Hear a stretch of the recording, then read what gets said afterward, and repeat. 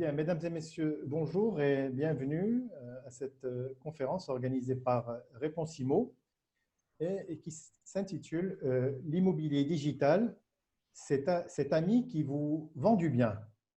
Alors, qui vous vend, qui vous veut du bien, le jeu de mots est volontaire et il y a un point d'interrogation à la fin de la phrase parce que j'y tiens. Alors, ça va être, comme vous l'avez compris, à charge et à décharge. Alors, on va essayer de faire une conférence sur l'immobilier, pas une énième conférence sur l'immobilier digital, parce qu'il y en a beaucoup, mais d'aller un petit peu à des choses essentielles, parler un petit peu de l'environnement actuel, de ces, on va dire, 4 derniers mois que nous avons traversés, et une projection également à venir.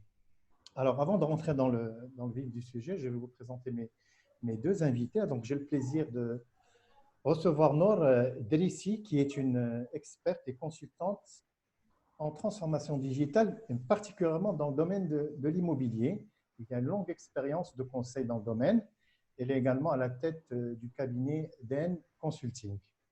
Et également avec nous, Mehdi Edlouni, qui est responsable de la promotion immobilière chez Avito. Donc Avito, tout le monde connaît, mais la branche immobilier, et qui va également nous parler un petit peu de cette expérience que nous avons vécue, mais également une projection d'avenir, comment les choses se dessinent dans ce futur proche, parce qu'il est difficile réellement de se projeter à long terme compte tenu de la situation que nous vivons. Donc, on va rester dans un proche futur. Alors, je vais démarrer mes questions par Nour Drissi. Alors, vous qui êtes experte en transformation digitale, et j'aime bien le mot de transformation digitale, parce que qui dit transformation dit changement, mais également résistance au changement. Alors, j'aimerais savoir aujourd'hui, dans le domaine de l'immobilier, qui est donc celui de votre spécialité, est-ce qu'aujourd'hui, la transformation digitale est quelque chose qui est entré dans les mœurs, qui est entré dans les habitudes des opérateurs immobiliers, ou c'est encore quelque chose qu'il va falloir convaincre et expliquer à l'écosystème de l'immobilier? D'accord, donc bonjour tout le monde, rebonjour Anine. Je suis heureuse d'être parmi vous aujourd'hui. Alors, donc l'immobilier, à vrai dire, c'est ma profession, c'est aussi ma passion. J'adore ce secteur d'activité et surtout donc, le digital appliqué à l'immobilier. Donc, en fait, quand on parle de transformation digitale, il y a plusieurs niveaux. Donc, il y a le niveau de la construction, donc tout ce qui est suivi du chantier, ou bien le BIM, Building Information Modeling. Il y a par la suite tout ce qui est communication digitale. Il y a la commercialisation, donc la digitalisation des process de commercialisation. On parle aussi de la relation client qui peut être digitalisée en mettant en place, par exemple, une plateforme de communication avec les clients. Il y a la digitalisation du côté administratif. Il y a la digitalisation de la transaction immobilière et donc là qui fait intervenir d'autres acteurs de l'écosystème, donc que ce soit la conservation foncière, que ce soit l'ordre des notaires, les banques, la CDG, etc. Et il y a la digitalisation de la gestion de la copropriété. Donc la transformation digitale dans l'immobilier regroupe tous les maillons de la chaîne. Voilà. Donc, quand vous me demandez est-ce que c'est ancré dans les mœurs, ça dépend. Ça dépend justement de quelle digitalisation on parle. Donc, la communication digitale, oui, je dirais oui. C'est-à-dire il y a une prise de conscience de la plupart des acteurs que le digital, que la communication digitale est importante pour gagner en visibilité et générer des leads et avoir donc des prospects. Alors, c'est très important, vous venez de prononcer un mot qui est très connu dans votre métier, c'est le mot lead. J'aimerais bien que vous précisiez ce que ça veut dire pour les gens qui nous écoutent. Alors, un lead, bon, c'est un terme en anglais qui veut dire un prospect.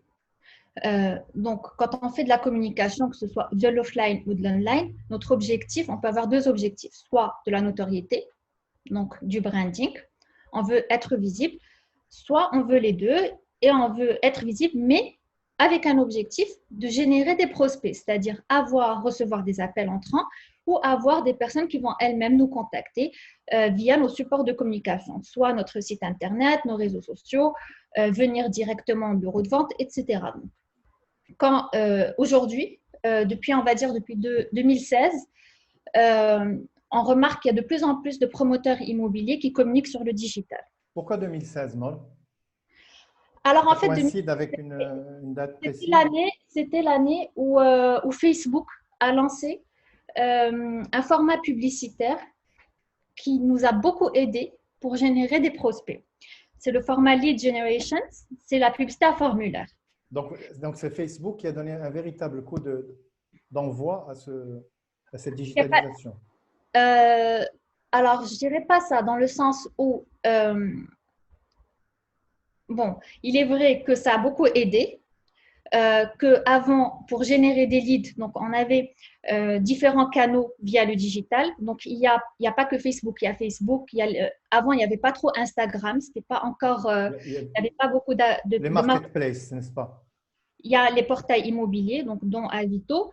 Il y a l'achat premium, donc sur les sites, les sites d'infos, d'actualité ou autres sites.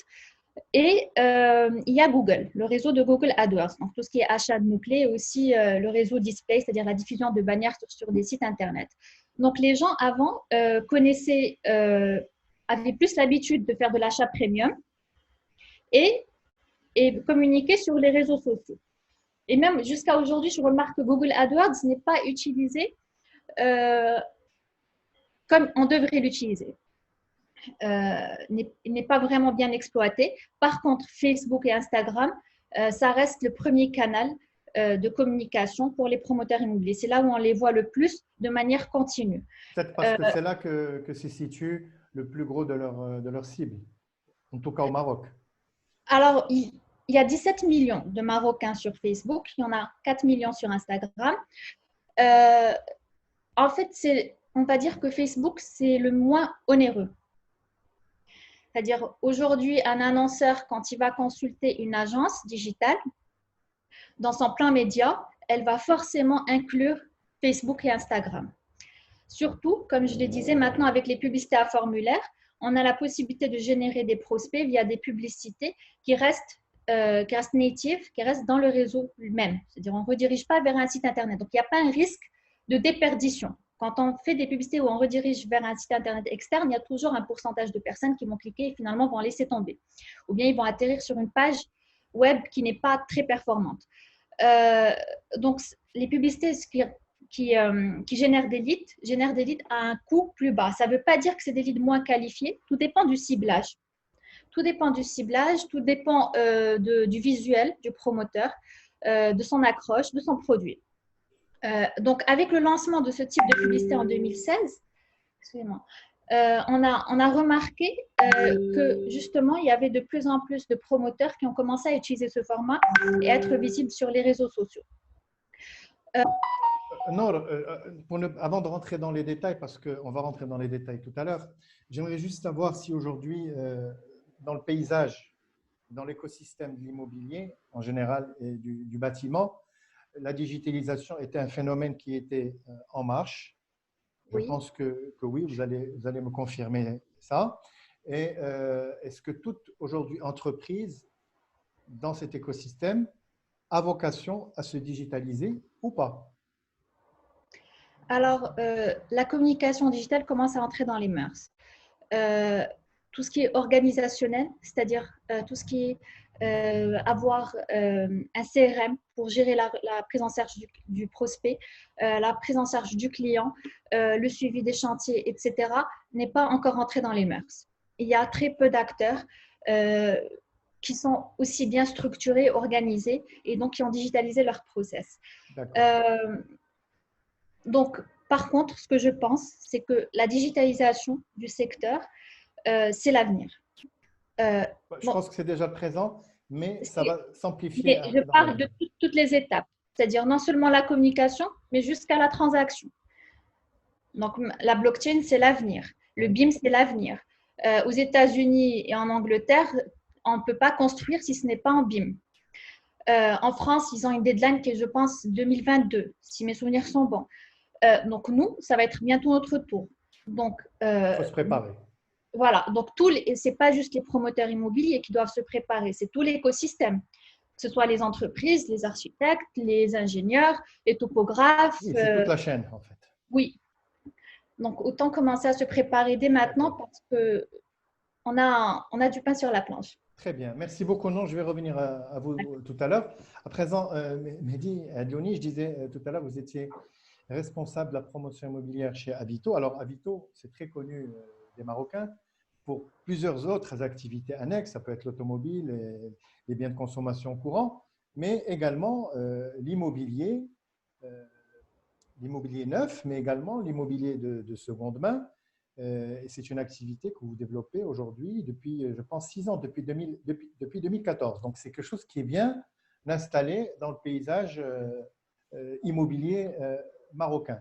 Alors, ma question, c'est un petit peu d'abord, si vous pouviez nous faire un petit peu un petit résumé de ces 4 derniers mois, comment vous avez vu l'évolution du marché, parce qu'aujourd'hui, tout le monde est à l'écoute de ce qui se passe et il y a un retour en force du digital, parce que, comme vous le savez, pendant la période du confinement, tout ce qui était presse-papier avait été suspendu et le seul média, le seul outil qui était encore possible de consulter, c'était Internet et le digital.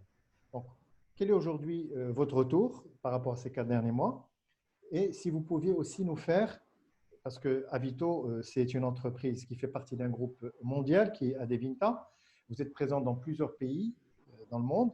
Et si vous pouvez nous faire un benchmark avec un pays émergent comparable au Maroc, pour voir un petit peu comment la situation a évolué dans ce pays par rapport à chez nous. Très bien. En tout cas, merci Amine pour cette initiative et pour l'invitation. Donc très content d'être parmi vous.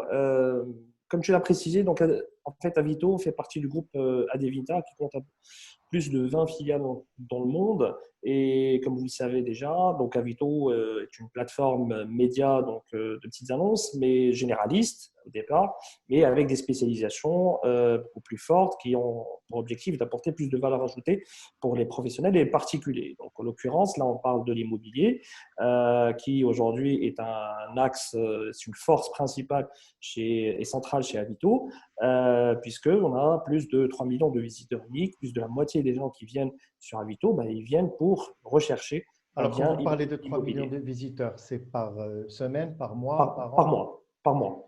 D'accord. 3 millions de visiteurs pour l'immobilier.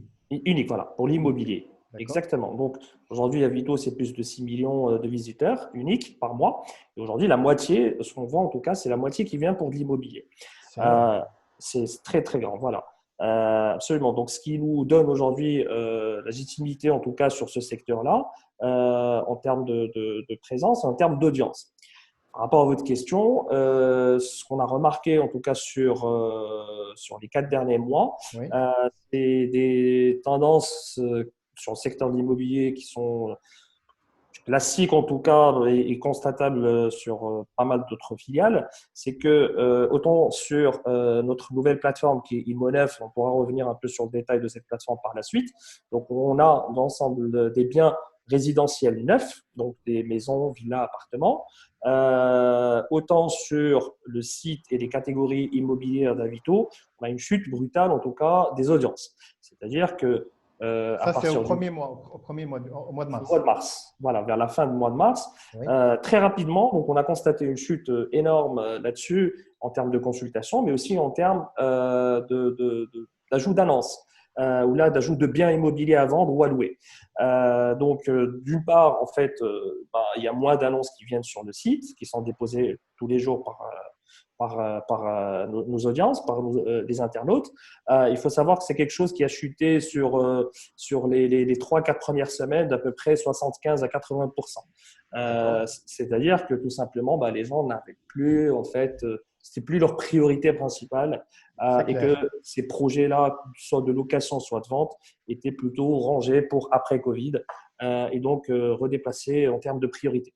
Donc, le trafic, forcément aussi, a énormément chuté, donc de 70% en moyenne. Et par conséquent, moins d'offres, moins de trafic, ce qui fait que le nombre de leads ou le nombre d'opportunités, comme l'a précisé, donc aussi chute d'une façon très considérable. Donc, ça, c'est le même constat qu'on voit, ce qu'on a pu voir, en tout cas remarquer sur le neuf ou là sur la seconde main. Mais Ramadan juste après, donc même constat, c'était en Berne. Alors ça a démarré fin mars. Avril, toujours le même constat, le calme plat, on va l'appeler comme ça. Voilà, absolument. Mais le mois de Mais ça mai, commence à reprendre. Alors, ça commence à reprendre. mais ça commence à reprendre sur le secteur de la seconde main, des agences immobilières. Alors pourquoi? Pas le neuf. Donc Pas le neuf. Oui. Parce que même donc, pendant le confinement, nous, on était en mode télétravail. Donc, du coup, on était en contact avec nos clients pour savoir un peu comment, de leur côté, l'activité commerciale était planifiée ou la replanifiée.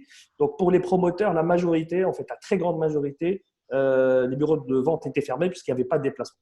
Donc, par conséquent, il n'y avait pas de vente et on a certains promoteurs. On aurait pu penser logiquement, puisqu'ils n'avaient plus cette capacité d'ouvrir de façon physique, qu'ils allaient se reporter notamment sur Exactement. le virtuel, sur le digital. C'était pour eux du pain béni parce que ça leur permettait de conserver cette visibilité. Exactement. Alors, justement, donc, quand je dis la grande majorité ont fermé leur bureau de vente, ce qui s'est passé, c'est que certains promoteurs ont gardé leur activité commerciale, mais à distance, de façon délocalisée, pour prendre des rendez-vous et renseigner leurs clients ou leur lead. Donc, nous, on a gardé en fait les outils et les dispositifs en ligne, ce qui leur a permis de générer quand même un minimum d'intentionnés, d'internautes intentionnés, qu'ils ont pu traiter au téléphone en termes d'information, de feeding d'information. Et qu'ils ont repris par la suite. Par la suite, pour la reprise. Cependant, et non l'a bien cité, ce volet de communication digitale ou d'information digitale, il est chez tout le monde, mais pas tout le monde n'est pas encore doté de ces outils-là, n'est pas doté d'une visite virtuelle 3D, de plan 3D, d'interface de communication, d'interface de chat, etc. Donc, ce qui fait que les promoteurs qui avaient ces outils déjà en ligne, ils ont continué à recevoir des opportunités ou des leads pendant ce moment, mais à faible volume par rapport à la tendance normale. Mais en mai, la reprise était beaucoup plus constatée au niveau des agences parce que tout simplement, les communes étaient ouvertes, ce qui permettait la légalisation en tout cas des documents. Donc, du coup, tout le volet location était possible sur le mois de mai. Donc, c'est le marché locatif, ce n'est pas un marché d'acquisition. Non, exactement. Voilà. Le marché locatif a repris plus tôt. Oui. A repris plus tôt. Mais à partir du mois de la fin mai, début janvier, nous avons commencé… Début juin, pardon. Début juin, donc nous avons commencé à recontacter et à travailler avec nos partenaires pour établir en fait des plans de reprise. Donc, sur le volet communication, là, sur le volet projet, mise à jour des informations, promotionnel éventuellement sur la plateforme. Ce qu'il faut savoir, c'est qu'aujourd'hui, on a une équipe dédiée au sein d'Avito spécialisée dans l'immobilier, donc notamment à travers les produits que nous offre la plateforme et aussi à travers de l'accompagnement du service. On pourra revenir plus tard sur ce Alors ça, c'est début juin, nous sommes début juillet, donc un mois s'est écoulé. Est-ce que vous avez rattrapé le retard ou alors au moins vous êtes au niveau où vous étiez avant la crise, revenu au niveau où vous étiez avant la crise, en termes d'audience, en termes d'annonces, ou alors c'est encore graduel? Alors, on a même dépassé les niveaux de début mars. Donc, la reprise était très, très accélérée, donc très rapidement. Pardon ? C'est un signe, ça. C'est un très bon signe, exactement. C'est un très bon signe. Donc, aujourd'hui, on a une capacité en fait, on a un volume d'annonces qui est 10% à 20% supérieur à ce qu'il est au début mars, donc avant Covid. Donc, ce qui veut dire que le marché reprend, c'est que les projets reprennent. Donc, en termes sur le marché locatif ou là aussi sur le marché du neuf, puisqu'on arrive à générer 15 à 20% de plus de leads de façon organique sur les projets et des partenaires avec qui on travaille. Donc, l'audience est au rendez-vous et les annonces, les promoteurs sont également au rendez-vous. C'est ce que vous voulez dire. Voilà, l'offre et la demande, absolument. Alors, avant de redonner la parole à Nour Drissi, je disais tout à l'heure que Avito, c'est Adevinta. Et donc, est-ce que le Maroc a fait exception en termes d'évolution que vous venez de décrire par rapport à un pays similaire dans le pourtour méditerranéen, par exemple, où ça a été la même chose? Alors, on discute donc énormément avec les différents pays. Le constat est unanime. Donc, la baisse d'audience, la baisse de flux est constatée de la même façon, Quel est avec le les pays mêmes qui serait dégressions. comparable au nôtre? La Tunisie, par exemple. Ils ont eu le même, la Ils, même… ils ont- Exactement. Donc, ils ont eu en fait la même chute en termes d'audience, la même chute, les mêmes tendances de chute en termes donc, de trafic, en termes d'annonces, en termes de leads D'accord. également. Donc, c'est un constat partagé, donc aussi avec les pays européens. Et par contre, donc, au niveau de la reprise, aujourd'hui, ça démarre plutôt très bien, donc de très bons signaux de redémarrage chez nous, un petit peu plus que les autres. Un peu, très bien. Merci beaucoup, Mehdi. Non, j'aimerais revenir à vous parce que je disais tout à l'heure en vous présentant que vous étiez consultante en transformation digitale et que vous accompagnez les opérateurs. Et dans l'accompagnement, il y a aussi le conseil et c'est aussi le fruit de votre expertise, votre expérience dans ce domaine. J'aimerais savoir quel est le retour que vous pouvez me faire par rapport à vos différents partenaires. Comment est-ce qu'ils ont pu traverser cette crise et qu'est-ce que vous avez pu vous constater parce que vous êtes au cœur de cette machine, vous êtes au cœur de ces leads dont vous avez parlé tout à l'heure. Comment est-ce que quantitativement et qualitativement les choses ont évolué pour eux? D'accord. Donc, en fait, on a pris la décision d'arrêter toute la communication, Quand? c'est-à-dire dès l'annonce du confinement, le Donc, 17 vers le 17 mars, oui. tous nos partenaires, tous nos clients ont décidé d'arrêter leur communication digitale, commerciale, la Oui. communication commerciale, parce que ce n'était pas le moment de communiquer de cette manière-là. Donc, on a fait un switch, on est passé à une communication corporate. Donc, quand on est sur une Quand vous dites communication… corporate, c'est-à-dire c'est une communication institutionnelle, pas sur un produit, mais sur une entité, n'est-ce pas? Exactement, exactement. Donc, en fait, la première phase, c'était des communiqués, où justement, on annonçait la fermeture des bureaux de vente, on annonçait, on montrait notre soutien justement à nos clients, à nos prospects par rapport justement à cette crise sanitaire. On communiquait sur les gestes barrières pendant toute la phase de sidération, parce que dans une crise, il y avait plusieurs phases. Donc la première phase, c'était ce type de communication. Et franchement, au compte-gouttes. Ce n'était pas en continu, ce n'était pas tous les jours. Donc, on était plutôt discret. Par la suite, vers le mois de mai, nous avons repris. Alors, nous avons repris en adaptant tous nos messages publicitaires. Donc, on n'était pas sur des messages agressifs, purement commerciaux, mais on était sur justement la mise en avant des logements comme des lieux de vie, comme des lieux d'épanouissement, comme on a mis en plus en avant le bien-être et en fait ce que les gens recherchaient parce qu'on avait déjà passé 2 mois confinés, enfin un mois et quelques, 1 mois et demi confinés et on avait remarqué une interaction organique, naturelle, sans publicité ni rien du tout, avec nos réseaux sociaux. Donc, les gens, à partir du mois de mai, c'est comme si la phase de sidération était passée. Ils avaient besoin En fait, de reprendre un peu. ils se sont relevés du chaos. Exactement. Ils ont émergé, ils ont commencé à voir un petit peu qu'est-ce qu'il y avait dans ce monde. Tout à fait. Donc, et moi, j'étais vraiment surprise après avoir relancé nos campagnes publicitaires parce que je ne m'attendais pas à avoir un décollage. C'est-à-dire, je pensais qu'on allait avoir une reprise en U. C'est-à-dire, il y allait y avoir une phase du mois au mois jusqu'au déconfinement où on allait communiquer sans avoir de retour. C'était une communication commerciale, mais sans pour autant attendre à avoir des leads. D'accord. Ce que j'ai remarqué, c'est-à-dire même pendant la période de confinement, on ne pouvait pas encore visiter les bureaux de vente étaient fermés, mais il y avait une prise en charge digitale. Donc, il y avait les community managers qui prenaient en charge sur les réseaux sociaux, les clients avaient gardé une permanence pour réceptionner les appels. Donc, il y avait une continuité pour la prise en charge des clients, des prospects et même des clients. Donc, la reprise, elle a été rapide. Et après le déconfinement, l'annonce du déconfinement, elle a été encore plus rapide. Alors, quand vous parlez de reprise, Oui. vous parlez d'une reprise du trafic, de l'intérêt ou carrément des concrétisations? Parce que c'est important de faire Oui. le distinguo entre reprise et reprise.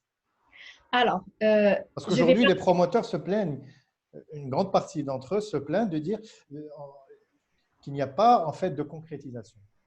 Alors, je vais parler des deux étapes. De l'étape de prospect, parce que les ventes viennent après, c'est-à-dire c'est un multiplicateur direct du nombre de prospects. C'est-à-dire plus on a de prospects, plus on aura de concrétisation par la suite. Ça ne se fait pas Statistiquement parlant. forcément le jour même, mais plus on a de leads, plus on aura de ventes. Donc, ce qu'on a remarqué donc, depuis le mois de mai, c'est qu'on a commencé à avoir des leads à un niveau qu'on avait déjà au mois de mars et avec un coût par lead qui était 10 fois plus faible. Comment vous expliquez ça, que le coût par lead était 10 fois plus faible? Alors, deux raisons. Donc, la première, c'est qu'on n'avait pas trop d'annonceurs qui communiquaient en même temps que nous. Oui. Donc, moins de concurrence parce qu'en fait, le digital, c'est un système d'enchères. Tout à fait. On est tous en train de se disputer les mêmes emplacements publicitaires. Et c'est au mieux offrant. Voilà. Et si on a en plus des annonceurs qui sont positionnés dans l'immobilier comme nous, donc on est en train de se disputer la même cible. C'est-à-dire, on va tous chercher des On a à peu près, grosso modo, les mêmes ciblages. Oui. Donc, ce qui fait qu'on se dispute des emplacements qui sont rares. Donc, on essaie de toucher, parce qu'en fait, dans les prospects qu'on essaie de toucher, on a toujours trois catégories de prospects. On a les plus chauds, c'est-à-dire ceux qui sont à la recherche active d'un bien immobilier. On a ceux qui ont un projet d'achat, mais qui n'est pas urgent. Ils se renseignent pour acheter plus tard, dans 3 mois, dans 6 mois ou plus tard. Et on a ceux qui sont juste passifs, qui sont en train de naviguer sur les réseaux sociaux ou sur Internet et qui vont quand même voir nos publicités parce qu'ils correspondent à notre ciblage. Donc, ce qu'on a remarqué, c'est quoi? C'est qu'on a commencé, on a non seulement touché notre cœur de cible, mais aussi les personnes qui étaient avant, qui ne correspondaient pas à notre cœur de cible, mais qu'avec le confinement, se sont révélées intéressées par l'achat d'un bien immobilier. C'est-à-dire, le confinement est venu comme un accélérateur. Il a révélé de nouveaux besoins. Voilà, pour qui l'achat immobilier n'était pas urgent, est devenu plus ou moins urgent. C'est-à-dire toutes les personnes qui se sont senties un peu à l'étroit dans leur logement pendant ce confinement, parce qu'avant, moi y compris, c'est-à-dire mon logement, c'était un dortoir. C'est-à-dire j'étais la journée au travail. C'est pas un lieu de vie. Voilà, donc on relevait pas certaines choses. Mais depuis qu'on y passe, c'est-à-dire toutes ces journées, on commence à réfléchir. On se dit, ah, j'aurais bien aimé avoir un grand jardin, une terrasse, pouvoir avoir de l'espace pour mes enfants, etc. Donc, pour justement les clients qui ont des biens où on propose des résidences fermées, sécurisées avec des espaces, oui, des équipements. Donc ça a eu beaucoup de succès. Parce que alors, ça correspond. Oui. Est-ce que vous pensez que c'est un épiphénomène ou alors c'est quelque chose qui n'est pas conjoncturel mais structurel? C'est important parce que cette crise, elle a révélé un besoin qui est né d'un manque d'espace verts, de terrasses, etc. parce que nous étions enfermés, il faut dire faut appeler les choses comme elles sont. Et bon, une fois que les choses reviennent à la normale, on oublie vite. Donc, le besoin n'est plus aussi pressant, à moins qu'il y ait toujours ce risque. Et bon, c'est vrai qu'il y a toujours ce risque qui nous pèse dessus, de Covid, qui n'est pas terminé, que la deuxième vague, etc., etc. Donc, ma question, c'était, est-ce que c'est juste un épiphénomène et qui va faire pchit? Alors, le retour que j'ai jusque-là par rapport justement à la qualification de ces prospects, des personnes justement qu'on a pu avoir pendant cette phase de confinement et même maintenant. Donc, comme j'ai dit, on a beaucoup plus de prospects à moindre coût qu'avant le Covid. Donc, c'est des prospects qui ne sont pas moins qualifiés, moins intéressés que ceux qu'on avait avant. Non, il y a véritablement un intérêt. Les gens s'intéressent et cherchent à se déplacer, mais de là à vous dire, est-ce que l'envie va leur passer quand ils vont reprendre le cours normal de leur vie ou pas? Pour l'instant, franchement, on ne remarque pas, d'accord. Parce qu'on est toujours dans une phase justement où il y a la menace du Covid qui est persistante. Oui. On parle toujours de masques, les cas continuent à augmenter tous les jours. On a aussi peur, on craint qu'il y ait une deuxième phase de confinement. Donc, les gens, pour L'épée de justement, Damoclès. D'accord. oui, mais pour les gens qui justement ont gardé leur pouvoir d'achat.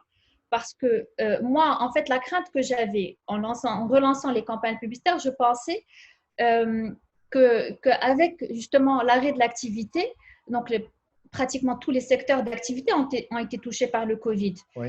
Il y a une bonne partie de la population euh, qui a vu son salaire qui a été amputé, qui a été arrêté. Donc je me disais, est-ce que ces personnes-là auront toujours les moyens d'acheter un bien immobilier par la suite? Donc je me disais peut-être pas.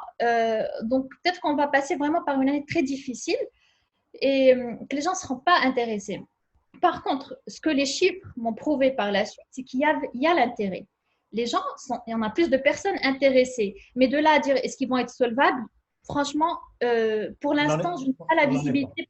Oui, j'en sais rien, mais si on a des aides, que ce soit au niveau des banques, c'est-à-dire des taux d'intérêt, euh, et si justement, parce qu'il est question dans le projet de loi de finances d'avoir les frais de conservation qui vont être, Effectivement. d'enregistrement qui vont être réduits, peut-être que ça va aider justement les personnes qui ont dû toucher à leur épargne pendant ces 3 mois. D'accord. Je vais revenir à toi, Noor. J'aurais posé une question à Mehdi. Mehdi, est-ce que dans la reprise que vous avez décrite comme Noor, euh, est-ce que vous avez un niveau de concrétisation qui vous est remonté de la part de vos clients, qui est intéressant? Est-ce que vous avez noté également une baisse des prix des actifs? Est-ce que les promoteurs, pour revenir sur le marché, pour attirer et susciter de l'intérêt dans un contexte de crise, ont fait un effort sur le prix ou pas? Est-ce qu'ils sont venus avec une offre différenciée? C'est-à-dire, bon, il y a un avant confinement, un avant 20 mars et un après 20 mars. Et donc, ce sont deux situations qui ont bouleversé et qui ont chamboulé la planète. On ne peut pas revenir avec la même chose. Ou alors, on a repris comme si de rien n'était. Ok. Alors, pour la première partie de la question, Nour aussi le confirme. Donc, il y a en fait un vrai niveau de remontée de leads. Donc, aujourd'hui, on a généré vraiment beaucoup de leads pour les promoteurs, aussi pour les agences. Mais en termes de concrétisation, il y a deux vagues en fait. Il y a des promoteurs qui arrivent à concrétiser et à vendre en ce moment-là, mais il y a d'autres qui reçoivent des appels et des visites et des intentions, mais ne concrétisent pas. Tout simplement, ça s'explique par quoi? C'est que cette vague qui concrétise, c'est la vague qui avait démarré leur projet avant le confinement et qui sont en train d'accélérer leur processus d'achat pour aller plus vite puisqu'ils ont préalablement choisi le bien qu'ils veulent acheter. Ils ont préalablement défini en fait toute la partie administrative, crédit, bancaire, etc. Et donc, ils sont en train de clôturer cette vente. La deuxième partie, donc, c'est des gens en termes d'intention, comme l'a dit Laurent aussi tout à l'heure, qui veulent changer, qui veulent prendre plus d'espace, qui veulent aller chercher un appartement plus grand ou une villa. Et c'est des gens qui aujourd'hui sont dans une phase de recherche. D'accord. Donc, D'où il y a un changement et de nouveaux besoins qui sont nés. Très bien. d'où la génération de leads massive. Maintenant, en termes de concrétisation, pas encore, parce que la majorité des promoteurs attendent que les projets ou là, les soumissions des propositions de loi de finances passent par rapport aux frais Effectivement. d'enregistrement ou là par rapport à d'autres demandes qu'ils ont fait, donc notamment par rapport à la taxe sur terrain non bâti à réduire, là en termes de taux de taxes qu'ils payent, qu'ils voudraient réduire. Donc, Est-ce que vous avez noté une baisse des prix des actifs? alors, sur la baisse des prix, on ne l'a pas réellement noté. Ce n'est pas quelque chose qu'on a notifié. Certains le font, mais ce n'est pas, c'est pas quelque chose de généralisé. Donc, ce n'est pas une D'accord. action généralisée. Donc, majoritairement, non. Donc, il n'y a Non. pas une baisse de prix qui est faite. Pourquoi? Parce que tout simplement, il y a de la demande. Donc, s'il y a beaucoup de leads, finalement, il y a un besoin. Donc, là-dessus, ça continue son chemin. Donc, ça continue à traiter de la même façon. Donc, pas de baisse de prix, de conversion beaucoup plus lente à l'achat, de passage à l'action à l'achat beaucoup plus lent. Par contre, au niveau des banques et de l'administration, c'est que les aides devront venir rapidement pour passer à la concrétisation. D'accord. Alors, j'ai intitulé cette conférence l'immobilier digital, cet ami qui vous vend ou qui vous veut du bien, point d'interrogation, parce qu'aujourd'hui, on présente un peu le digital comme étant la panacée. Aujourd'hui, si on n'est pas dans le digital, on ne peut pas exister. Très bien. Aujourd'hui, c'est une vague contre laquelle on peut pas nager à contre-courant. Très bien. Partant de ce postulat, aujourd'hui, le digital, c'est un peu quelque chose de miraculeux parce que ça a un peu cette double faculté, à la fois de vous rapprocher et de vous éloigner. Vous êtes dans votre salon, vous cliquez et vous êtes à l'autre bout du monde. Vous pouvez visiter un bien, entrer dans la salle de bain, la chambre à coucher, faire une visite virtuelle. Et ça, c'est absolument extraordinaire. Mais il y a aussi l'autre revers de la médaille, c'est que finalement, l'être humain, on ne le voit plus. C'est des algorithmes, c'est de l'intelligence artificielle, c'est des chiffres, c'est des graphes. Et finalement, l'homme, dans tout ça, il est de plus en plus relégué aux oubliettes. Donc, finalement, je vais vous demander de faire un exercice un petit peu difficile pour vous parce que c'est votre métier. Mais quelles sont aujourd'hui les limites de ce modèle? Parce qu'il y en a. Aujourd'hui, peut-être que trop de digital va finir par tuer le digital. Je vois Nol qui sourit parce qu'elle a peut-être déjà une réponse et je reviendrai à toi, Mehdi, le temps de préparer ta réponse. Oui, alors, les nouvelles technologies appliquées à l'immobilier ont atteint des niveaux inimaginables. C'est-à-dire, si je vous donne des exemples de ce qui se fait ailleurs, donc sans aller très loin, juste en France, pas l'année dernière, mais il y a 2 ans, dans un salon, justement, des Le rent, c'est ça? de rent, j'ai fait une expérience de holoportation. C'est quoi? C'est BNP Paribas qui a mis en place un outil qui permet de se téléporter, c'est-à-dire on était au niveau du salon. Un hologramme, en fait. Pas l'holo, ils appellent ça l'holoportation. Donc, j'ai le lien de la vidéo, je pourrais te l'envoyer après si tu veux. Donc, en fait, j'étais avec le commercial, donc dans un salon. Donc, on n'est pas dans un showroom, on n'a pas, on voit pas en fait l'appartement témoin. Et donc, ce qu'il a fait, c'est qu'il m'a dit, mets ce casque. Donc, en fait, c'est comme de la réalité augmentée, sauf que à la seule différence, c'est qu'il est avec moi. La réalité augmentée, il n'est pas forcément avec moi. Je suis dans un univers en 3D. J'essaie de vous suivre. Et vous avez mis un masque, et lui aussi a mis un masque. Oui, vous êtes c'est comme dans les jeux vidéo. Vous savez, comme moi, je vois mon neveu, il joue à des jeux vidéo avec ses amis. Ils ont des avatars et ils se retrouvent tous à jouer dans le jeu. Donc là, c'était pareil, mais ce n'était pas des avatars, c'était lui et moi. Et on était justement, j'étais en immersion totale. Dans un bien. Oui. Et il m'expliquait les finitions, etc. Alors attendez, moi je vais plus doucement que vous, parce que les gens qui nous écoutent se posent les mêmes questions que moi. Vous avez fait une visite virtuelle, n'est-ce pas, avec votre accompagnateur. Oui. Dans un bien qui n'existait pas, donc c'était de la 3D. Oui, c'était de la 3D. Donc tout était virtuel. Oui. D'accord. Allez-y, continuez. Donc il y a les technologies, il y a aussi l'humain. C'est-à-dire, à aucun moment dans un achat immobilier, on pourra se passer de l'humain. Il faut qu'il intervienne à un moment donné. Sauf que ce que j'ai pu remarquer, donc je vais finir cet exemple de l'holoportation, je vais revenir à des choses un peu plus utilisées maintenant. Et par exemple, en France, l'humain, il n'intervient pas en amont. Il intervient à la dernière phase, au niveau de la concrétisation. Je vous expliquerai plus tard. Chez nous, au Maroc, l'humain, il intervient. Il doit intervenir à toutes les étapes parce qu'on a encore cette méfiance, on n'est pas encore habitué à une prise en charge complètement digitale. Par contre, ça va venir parce que ce qui se passe en France maintenant, c'est demain pour nous. Donc, on va finir par avoir un petit peu les mêmes process qu'on voit chez les autres dans d'autres pays. Donc, il y avait l'expérience de l'holoportation qui n'est pas généralisée en France. Ça reste des cas particuliers. C'est un gadget encore. On va appeler ça comme ça. Oui. Il n'y a que BNP Paribas qui a présenté ça. Les autres promoteurs ont présenté d'autres évolutions. Nexity, par exemple, avait présenté un bureau. C'était un bureau autonome, un bureau de vente autonome et mobile. Qui était accessible 24 heures sur 24, 7 jours sur 7, mais avec aucun commercial à l'intérieur. Donc, c'est quoi le parcours? C'est que je vois une publicité où je rentre de manière organique sur le site de Nexity, je suis intéressée par un projet immobilier, je laisse mes coordonnées, je demande justement à avoir un rendez-vous pour visiter. Donc, on m'appelle, il y a une prise en charge humaine, que ce soit par appel ou par chat. Oui. D'ailleurs, il y a plus de prise en charge par voice, chat, que par chatbot. C'est-à-dire, actuellement, ils sont plus en train de développer du chat vocal, donc sur son téléphone avec Siri ou avec Bixby sur Samsung, que plutôt ou Alexa donc que plutôt de l'écrit, parce que on voit que en Europe et aux États-Unis, ils utilisent plus la voix que l'écrit. Donc, il y a une prise en charge d'une manière ou d'une autre. On positionne le rendez-vous. Donc, une fois le rendez-vous est positionné, la personne se rend au showroom. Mais elle est autonome.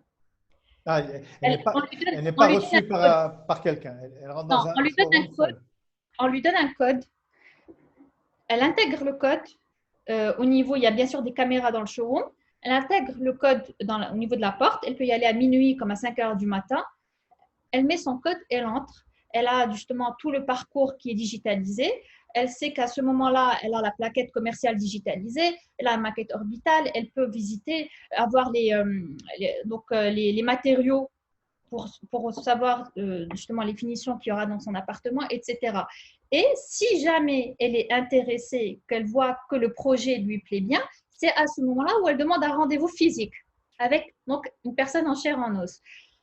Et donc ça, c'est ce que fait déjà Nexity sur certains projets. Pourquoi ils ont fait ça? Ils ont expliqué que vu le coût du foncier en France, que les bureaux de vente, ils construisent de moins en moins de bureaux de vente en fait, parce que ça leur revient très cher. Ils préfèrent avoir un seul bureau de vente mobile et digitalisé où on va présenter pas un seul projet, mais plusieurs projets.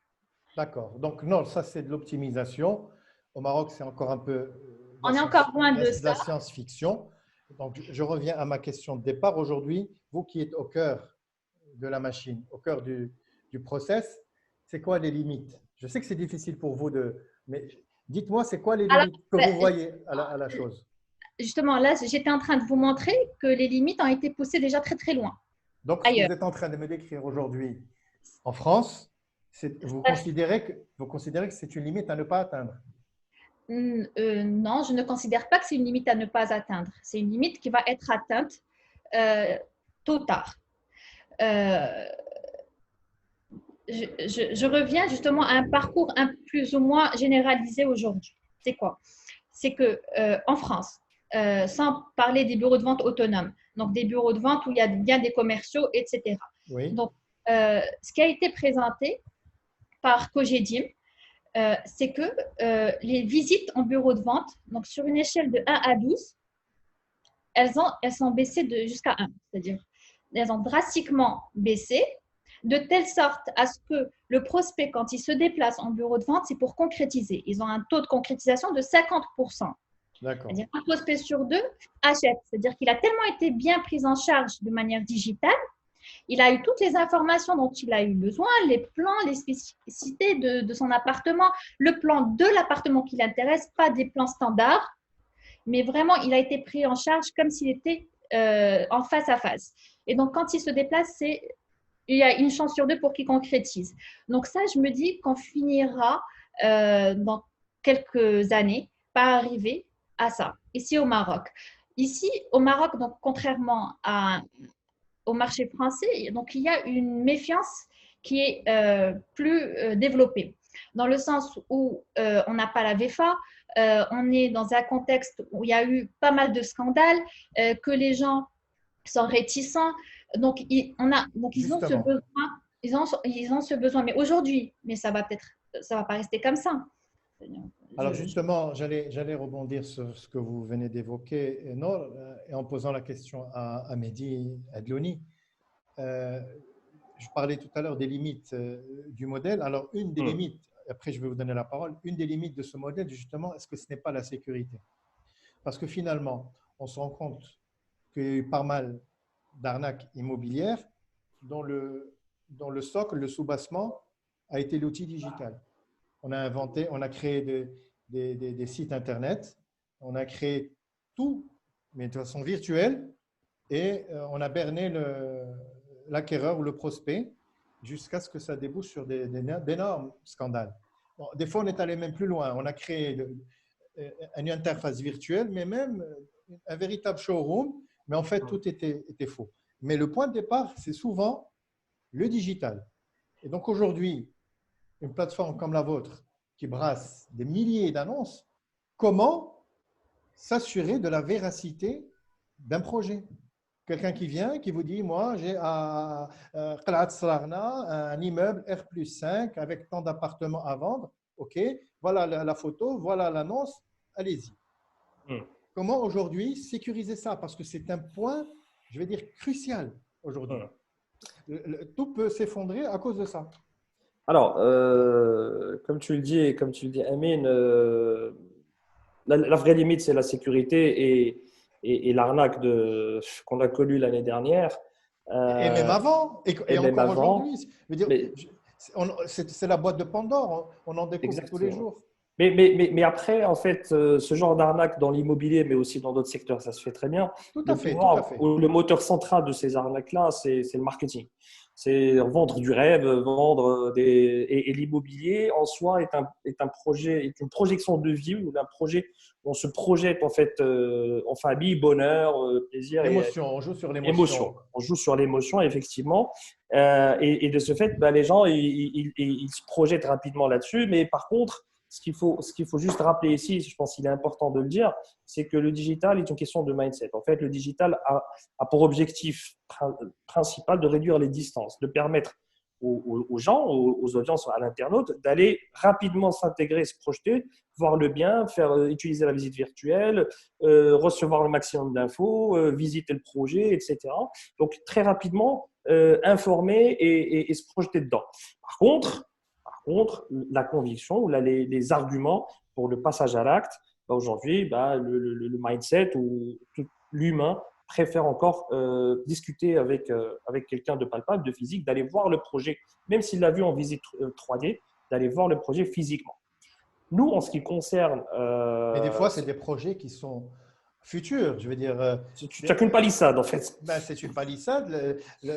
La personne a acheté un terrain. Bon, quand elle l'a acheté, elle fait un plan en 3D, elle fait de très belles choses, et puis elle commence à faire des annonces. Exactement. Alors des fois, quand on est bien intentionné, c'est bien, ça marche. Ça marche, mais quand on est mal intentionné, c'est catastrophique pour tout le monde. Exactement. Alors là-dessus, moi je suis tenté de te dire que nous, notre mission, c'est donc d'aider en fait les promoteurs, mais aussi les particuliers, à mettre en avant et à rencontrer en fait les demandeurs, en fait les gens qui ont ce besoin-là, et de les mettre en relation. Et pour s'assurer justement de ces volets sécurité, on rencontre les promoteurs, donc tous les promoteurs avec qui on travaille, très souvent sur leur bureau de vente, pour essayer de voir un peu comment va le chantier, comment se développe, pour avoir aussi un maximum d'informations sur le projet, en termes de date de livraison, etc. Mais aussi, on voit aussi l'historique. Donc, c'est-à-dire que généralement, on a une très grande majorité des promoteurs qui se trouvent au Royaume. Et donc, c'est des partenariats long-termistes qu'on fait avec eux. Ouais. Donc, petit à petit, en fait, on voit la solidité, que ce soit sur un volet commercial ou là, sur le volet financement ou la récupération. Donc, vous mettez un peu le nez dans son business model, On va voir, voilà, exactement. Donc, en fait, on construit une relation, on regarde un peu les projets, on regarde un peu l'historique, on regarde la façon avec laquelle il traite les leads qu'on lui envoie, on voit avec lui la performance. Donc, on construit une relation de proximité avec lui pour essayer réellement de voir la solidité de la chose. Donc, voilà, donc principalement comment on agit. Mais maintenant, on ne va pas aller chercher dans des plans de cadastre ou les Parce que vous avez aujourd'hui des voix qui s'élèvent pour dire que aujourd'hui, avant qu'un annonceur, qu'un promoteur immobilier mette dans le domaine public ses projets, eh bien, il faut s'assurer qu'il ait une autorisation, que le terrain lui appartienne, que tout son dossier juridique soit à jour, enfin qu'il ait tous les documents nécessaires, parce que sinon, c'est plus possible. Ça aujourd'hui, c'est quelque chose qui est d'actualité. Voilà, mais justement, c'est ce qui permet aussi aux promoteurs de construire et d'afficher leur palissade, c'est-à-dire que et leur numéro d'autorisation. Donc aujourd'hui, s'il y a des numéros d'autorisation qui sont acquis d'une façon hasardeuse ou rapide, c'est du ressort des autorités locales donc, qui vérifient ce genre de process. D'accord. Il y a aussi, bien sûr, la responsabilité incombe de façon certaine aux autorités. Après, quand on a une place de marché, une marketplace qui draine un flux important, le fait de mettre. Mais ça, il n'y a pas que les marketplaces, il y a même des chaînes de télévision qui se sont fait avoir dans des scandales Exactement. où ils ont passé des spots Exactement. publicitaires pour des projets fictifs. Et ça, on a Exactement. touché des dizaines de millions de personnes au Maroc et à Exactement. l'étranger. Donc, je veux dire, tout le monde y a pris pour son grade. Nord, aujourd'hui, moi, ma question, est-ce que finalement, l'avenir du digital, en tout cas au Maroc, pour rester sur le marché marocain, ne repose pas justement sur cette notion de confiance qui est une valeur cardinale et sans laquelle, s'il n'y a pas la confiance, eh bien, le digital, à un moment donné, les gens vont commencer à s'en méfier parce qu'ils vont dire que, ben, écoute, on voit de très beaux projets, mais on ne sait pas ce qu'il y a derrière. Peut-être que c'est un truc qui n'est pas autorisé, peut-être que c'est fictif. Aujourd'hui, c'est ça le talon d'Achille. Exactement. En fait, la confiance est le maître mot pour l'achat d'un logement Mais dans encore l'immobilier. plus, je dirais, pour quelque chose qui est virtuel. Parce que le digital, c'est du virtuel. Ça dépend parce qu'en fait, le digital ne sert pas juste à la commercialisation des biens sur plan. On utilise le digital même pour communiquer sur du livrable. Bien sûr, on part sur du livrable ou de la seconde main, comme a dit Oui, Mehdi tout à l'heure. Donc mais donc ça, je veux dire, à la la limite, confiance a une plus grande importance quand on est justement sur de la commercialisation sur plan. oui. Donc là, Mais l'avenir, c'est là le talon d'Achille, en fait. oui. Alors ici, ce que j'ai pu remarquer, c'est quoi? Il est vrai que le nom du promoteur aide beaucoup. C'est-à-dire quand c'est un grand groupe qui communique, euh, on, on a plus facilement, on va dire, on a une meilleure mémorisation publicitaire parce qu'il est déjà connu. Quand il s'agit d'un promoteur moins bien connu, donc il y a un travail d'amorçage en amont, il faut travailler sa notoriété, il faut rassurer. Donc on C'est ça ce qui me dérange. faut rassurer. Parce qu'un promoteur connu, Mais encore faut-il qu'on ait des atouts, des éléments qu'on va utiliser pour rassurer. Parce alors, qu'on va utiliser comme argument pour rassurer. C'est-à-dire, on va aller chercher justement l'historique du promoteur. Donc, il existe depuis combien d'années? Qu'est-ce qu'il a construit? Les projets qu'il a construits? Combien il a livré de logements? Combien il y a de familles satisfaites? Est-ce qu'il a des témoignages clients véridiques? Est-ce qu'il a des certifications? non, euh, moi je crois que le travail, cet effort, est à fournir de la part du promoteur. Un promoteur, même qui n'est pas connu, a droit à toutes ses chances. S'il est animé de bonne foi et de bonne volonté, eh bien, il faut pouvoir l'aider à ce qu'il réussisse. Moi, je pense qu'un promoteur qui veut travailler dans la transparence a tout intérêt, lorsqu'il utilise l'outil digital, eh bien, de dire ce qu'il a. S'il a un numéro d'autorisation, ben, qu'il le mentionne, qu'il donne toutes les garanties, mais sans qu'on les lui demande. Sans qu'on les lui demande. De la même façon qu'on rentre pour voir la description d'un bien immobilier, eh bien, il pourrait y avoir toute l'information concernant le dossier juridique du projet. Je veux dire, il n'y a rien à cacher. Quand on est autorisé, on est fier de dire je suis autorisé, le terrain appartient à telle société qui commercialise le bien. D'accord, Amine, juste pour m'assurer que j'ai bien suivi. Donc, en fait, toi, selon toi, il faudrait que ces informations-là figurent en amont, c'est-à-dire dans la communication, donc sur les supports de communication, sur le site web. Non, peut-être pas de façon frontale, mais je pense que c'est une information que le prospect ou l'acquéreur potentiel doit pouvoir trouver s'il la cherche, s'il la Oui, demande concernant un projet. oui, Parce qu'il n'y a pas que les promoteurs connus. On parle des autres promoteurs qui ne sont pas connus, qui font beaucoup d'efforts, qui travaillent, etc., pour commercialiser et qui sont pénalisés par des promoteurs qui, eux, n'ont pas l'intention de travailler dans la transparence et qui cherchent à arnaquer. Donc, Moi, je dis que celui qui a l'intention de travailler proprement, l'outil digital lui offre cette possibilité de mentionner, peut-être pas de façon frontale en décrivant le bien, mais de façon annexe, que dans le dossier juridique, il est autorisé, il a ceci, il a ceci, il a cela, il répond à toutes les normes et les autorisations en vigueur. Et ça ne peut être que bon pour les acteurs du digital, en l'occurrence vous, et également les commercialisateurs et les promoteurs. Et ce n'est que c'est de cette façon qu'on pourra finalement assainir le marché et lever toutes les appréhensions et les ambiguïtés qui sont nées du digital. Parce qu'aujourd'hui, les gens vous disent « oui, mais ça c'est sur Internet ». C'est devenu presque une formule. C'est un truc qui n'existe pas ou là, qui peut-être n'existe pas. Ou qui c'est rien que c'est pas La palpable. différence de la réalité. Voilà. Il y a la réalité qu'on touche et il y a le digital qui est au petit bonheur la chance. Peut-être que c'est quelqu'un de sérieux, peut-être que ce n'est pas quelqu'un de sérieux. Donc, ça ne doit plus exister aujourd'hui en 2020.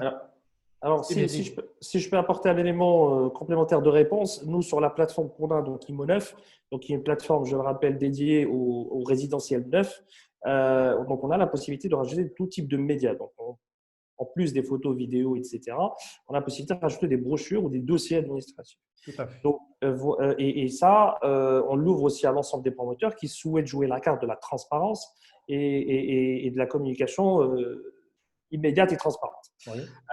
Donc ça, c'est aujourd'hui possible sur le neuf. Chez nous. Très bien. Donc ça, c'est une information que vous me donnez qui est excellente.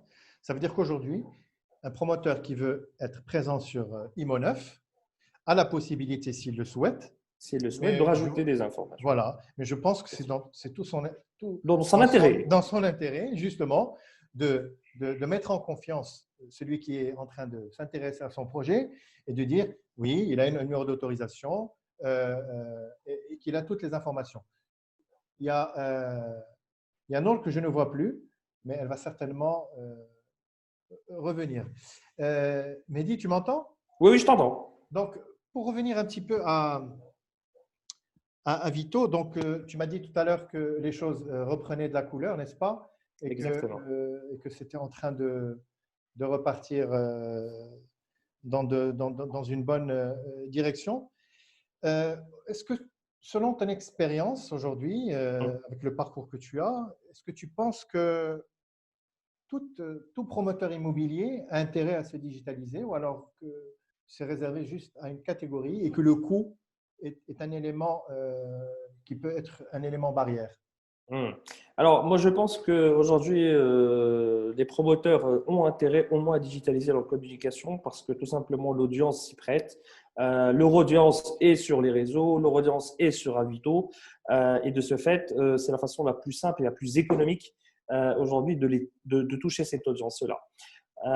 Donc, c'est aujourd'hui à la portée, même sur le volet économique ou la financier, c'est à la portée de l'ensemble des acteurs de la promotion immobilière qui le souhaitent, peuvent éventuellement communiquer et être présents sur Avito.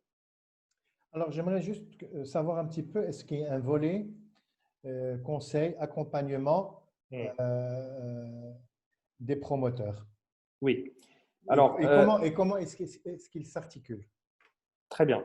Alors, là-dessus, Amine, en fait, Avito a beaucoup changé dans son approche, donc pour passer d'un portail de petites annonces généralistes à aujourd'hui mettre en place une équipe dédiée au digital pour l'immobilier, mais pas uniquement sur le volet produit, donc pas uniquement qui est là pour vendre de l'espace publicitaire, de la présence sur la plateforme, mais aussi pour apporter de l'éclairage, apporter de l'accompagnement, du conseil et un maximum de valeur ajoutée pour les promoteurs. Alors comment? Voilà, comment? Alors, comment on fait ça? Donc, déjà, ce qu'on a fait, c'est qu'on a élargi la palette de nos produits. Donc, aujourd'hui, on peut accompagner un promoteur sur la production aussi du contenu, donc pour pouvoir offrir des offres 360. Donc, on peut traiter ou générer pour lui des visites 3D virtuelles, ou aussi des vidéos pour lui, de tout type, des plans maquettes, des plans 3D, des aménagements aussi. Donc, pour l'accompagner sur cette phase de commercialisation, mais aussi en termes de conseils. Donc, on est capable de produire un certain nombre d'études sur nos audiences, donc aujourd'hui sur les 3 millions, donc, qui sont très révélatrices en fait, d'informations très importantes et pertinentes pour le promoteur quant à l'attention d'achat, quant à l'audience qui peut être intéressée ou le type d'audience qui peut être intéressée par son produit, ou l'audience ou l'intérêt sur le quartier où son projet est disponible, mais aussi, donc on a un process, on a établi en tout cas des process d'accompagnement de la campagne, donc en termes de conseils sur les formats publicitaires à utiliser, sur l'investissement à mettre en place, sur des projections de ROI ou de rentabilité sur son investissement, et on accompagne d'une façon quasi hebdomadaire ou la bi-hebdomadaire sur les résultats de la campagne. Et là, on se permet de donner des conseils sur l'allocation de l'investissement sur projet ou la part des canaux d'investissement pour lui dire, écoute, je pense qu'il y a quelque chose d'intéressant qui se produit pour ton projet en ce moment, il faut peut-être surinvestir, ou là, il faut ralentir un peu la cadence et on l'aide afin de trouver le meilleur ROI pour son investissement digital. Très bien, donc c'est vraiment un accompagnement très large, mais en même temps qui peut être ponctuel, mais également à la carte, n'est-ce pas? Exactement. Très bien, Donc, c'est selon la demande. Aujourd'hui, on offre ça à l'ensemble de nos promoteurs. Donc, alors, excuse-moi, Mehdi, quand tu parles d'offrir, c'est offert, c'est cadeau ou c'est payant? Alors, le volet accompagnement, il est offert, il est gratuit. C'est-à-dire qu'aujourd'hui, on vient avec notre palette de produits et de services et on ajoute à cela notre accompagnement, puisque chaque personne de l'équipe a un portefeuille client, donc il accompagne tout au long de sa campagne publicitaire. Donc, avec des points de suivi, des points de conseil, des orientations sur les investissements. On est même amené à conseiller, en tout cas, le promoteur de changer de visuel, puisqu'il y a des visuels qui ont moins de succès sur Internet. Comment vous vous basez sur quelle? Sur des remontées d'informations de la part des internautes ou c'est selon vous, ce visuel ne matche pas? Alors, on a des indicateurs, en tout cas digitaux, qui nous permettent de voir en tout cas l'intérêt, par exemple des taux de conversion entre le moment où la publicité est affichée et le nombre de clics. Donc aujourd'hui, on a des repères, en tout cas par standing et par ville, pour aller savoir que ce visuel-là devrait constater un taux de clic de temps, par exemple, et que s'il constate moins, il remonte en alerte. Et donc là, on le remonte au promoteur, on le conseille de changer, en tout cas de visuel. Et s'il n'a pas la possibilité, on peut lui faire en interne. Très bien. Non, vous avez pu constater que c'est vraiment c'est très fin comme retour pour les promoteurs. Alors, vous qui êtes dans l'accompagnement aujourd'hui de ces promoteurs, vous utilisez toutes ces possibilités qui vous sont offertes par des marketplaces comme Avito ou d'autres, puisqu'ils ne sont pas les seuls. Et aujourd'hui, vous arrivez à quel niveau, je vais dire, d'optimisation vis-à-vis de ces promoteurs? D'accord. Donc, en fait, on utilise tous ces KPI, tous ces outils, et on va un peu plus loin, dans le sens où ce qu'on fait, c'est qu'on est capable d'analyser le prospect, non seulement justement, donc on peut analyser justement le retour de nos campagnes publicitaires, la qualité des visuels, etc., mais aussi jusqu'à la vente. C'est-à-dire ensuite, parce que ce qu'on fait avec nos clients qui sont équipés d'un CRM, c'est on fait un interfaçage. On fait un interfaçage entre leur CRM et les outils, les différentes plateformes. Et vous mixez tout ça? Oui, ce qui fait qu'on paramètre des outils de tracking, des pixels, des UTM, pas mal de choses qui nous permettent au final de savoir exactement ce prospect-là, il est venu de cette campagne, de ce canal, de cette publicité, de ce visuel, de ce message. Donc, on peut aller vraiment très, très loin dans les détails de l'analyse. Donc, ce qui permet de se dire, in fine, ma campagne avec l'accroche telle a pu me générer plus de visites en bureau de vente que ma campagne classique où je n'ai pas ce type d'accroche, par exemple. Et justement, ça nous permet de faire des tests entre est-ce que si on met en avant le prix de cette manière-là, est-ce que c'est mieux que de mettre en avant le prix d'une autre manière ou de ne pas le mettre? D'accord. Et donc, parce qu'on a cette visibilité sur le parcours du prospect de A à Z, de sa génération à sa visite en bureau de vente, à son acquisition. En fait, vous le tracez et vous savez ce qu'il a fait du début jusqu'à la fin. Oui, donc on peut savoir, in fine, le canal qui est le plus rentable. Parce que ce qu'on fait, on a une vision un peu trop héroïste, dans le sens où toutes nos actions, parce qu'il est vrai que le marché de l'immobilier, depuis ces dernières années, souffre justement d'une latonie et que les promoteurs sont plus à la recherche de performance qu'avant. Avant, donc, ils faisaient énormément de branding, donc la télé, la notoriété, la presse, etc. Maintenant, le budget de communication, il est davantage optimisé. Donc, quand ils veulent optimiser, donc ils investissent de plus en plus dans le digital parce que c'est le canal qu'on peut le plus mesurer et traquer et qui est le plus accessible, qui est moins onéreux que les autres canaux. Et donc, quand on met en place un tracking qui nous permet d'analyser de bout en bout, donc on arrive à savoir est-ce que ce canal-ci est plus rentable que l'autre. Mais même quand on a des canaux qui sont moins rentables, ça ne veut pas dire qu'on les coupe. Parce que dans le digital, on a des modèles d'attribution. Un modèle d'attribution signifie que si ce prospect-là a fini par acheter chez moi, c'est pas parce que c'est pas dû qu'à ce canal, ce dernier canal ou ce premier canal, non, parce que c'est la contribution de tous mes canaux qui ont fait que ce prospect a fini par acheter. C'est parce que ce prospect, il a été touché d'une certaine manière en amont et après, il a été retargeté d'une autre manière. Ensuite, on lui a fait, il a reçu un email par la suite. Donc, en fait, c'est un ensemble de choses qui font que finalement… C'est une addition Donc, d'actions. on essaie d'optimiser, mais c'est rare qu'on coupe complètement un canal. D'accord. Ils sont tous liés. Donc, Mehdi le sait aussi, je pense qu'ils font la même chose sur Avito. Donc, c'est des modèles d'attribution à mettre en place, mais même quand on a des campagnes moins performantes, on sait, c'est-à-dire pour nous, on considère que c'est des campagnes qui sont plus, qui jouent plus sur la notoriété que sur… c'est comme un match de foot en fait, c'est-à-dire c'est une équipe et on a chacun un rôle à jouer.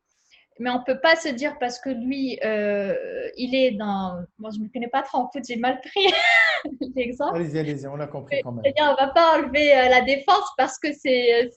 Voilà, donc c'est une équipe qui joue. En fait, c'est comme un orchestre. Chacun joue sa partition et à la fin, on a une belle mélodie. Si on peut prendre l'image autre que celle du foot.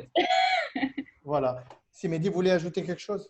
Oui, non, mais c'est un point extrêmement important. Donc, quand on est héroïste en fait sur les investissements digitaux, c'est un point extrêmement important à prendre en compte et pour essayer de réajuster les allocations de budget par canal. C'est des choses aujourd'hui effectivement qu'on fait chez nous, puisque aujourd'hui on offre des services et des produits Avito, et aussi parfois selon le besoin pour le promoteur, donc du Google ou du Facebook. Et on fait ce genre d'analyse effectivement pour aider dans le conseil pour les campagnes suivantes. Très bien. Alors, dernière question.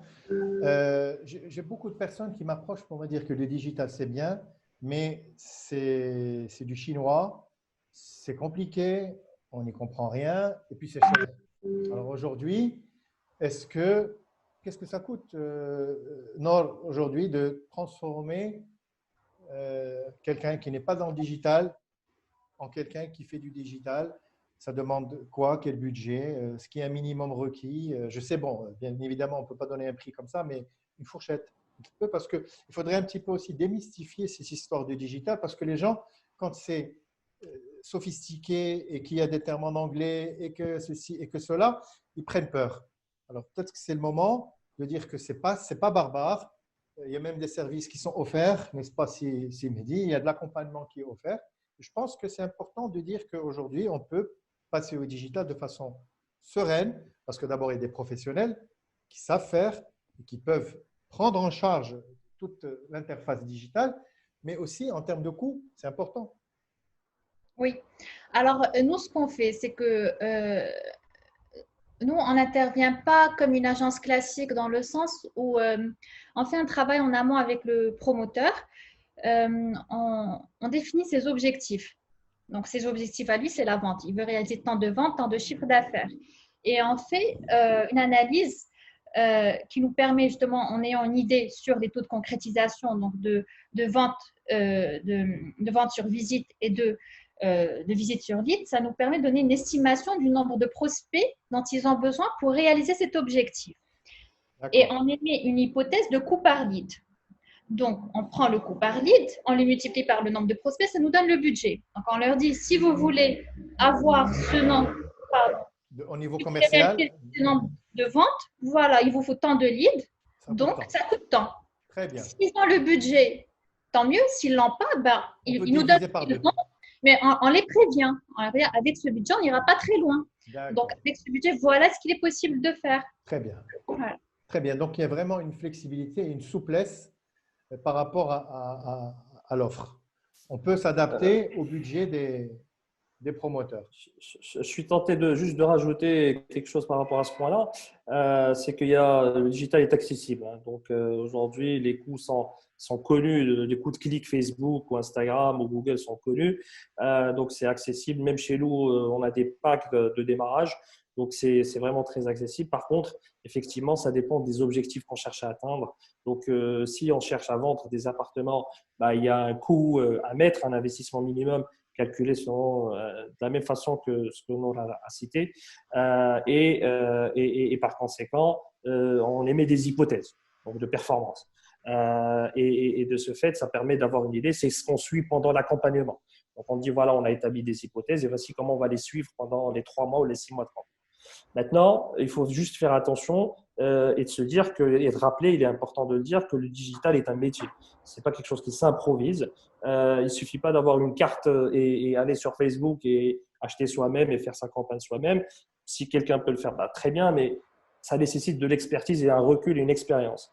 Et de ce fait, ça s'improvise moins et c'est très facile de consommer du budget sur le digital. Si on ne sait pas vraiment s'y prendre, c'est extrêmement facile de consommer beaucoup de budget sur le digital sans pour autant avoir un retour Ça, efficace, efficient.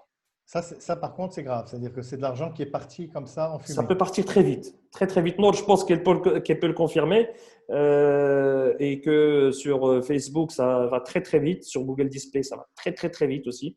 Donc, il faut bien savoir utiliser et bien faire les bons ciblages. D'accord. Donc, confiez vos budgets à des gens qui sont experts et qui connaissent leur métier, n'est-ce pas? Mehdi, c'était ton mot de la fin ou tu voulais rajouter quelque chose? Voilà, donc juste pour te remercier pour cet échange-là, pour ce débat. On est là en tout cas pour toute information. Très bien. Nour, est-ce que tu voudrais rajouter quelque chose? Alors, je voudrais juste répondre à ta question, ta problématique de départ. Est-ce que le digital vous vend du bien ou vous veut du bien? Moi, je dirais les deux. Donc, il Ben vous veut voyons. du bien en vous vendant des biens. D'accord. Une petite question. Si vous aviez aujourd'hui un projet non, Oui. à commercialiser, vous mettrez combien dans le digital et combien hors digital en pourcentage? Alors, je mettrai 100% dans le digital. Bon, je mettrai une palissade. Ouais. Je mettrai des panneaux signalétiques à proximité. Et c'est tout. Et tout le reste digital. C'est digital. D'accord. Très bien. Écoutez, merci beaucoup pour cet échange très intéressant. On est allé dans des petits coins, des recoins que je voulais atteindre et je pense les avoir atteints. J'ai eu vos retours.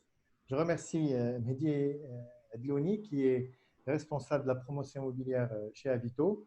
Et je remercie bien sûr Nour Drissi qui nous a fait le plaisir et l'honneur d'être présente parmi nous et qui est experte et consultante en transformation digitale dans l'immobilier et qui est à la tête du cabinet DN Consulting. À très bientôt pour une prochaine conférence et encore merci. Merci à toi, Amine. C'était un pur plaisir. Merci.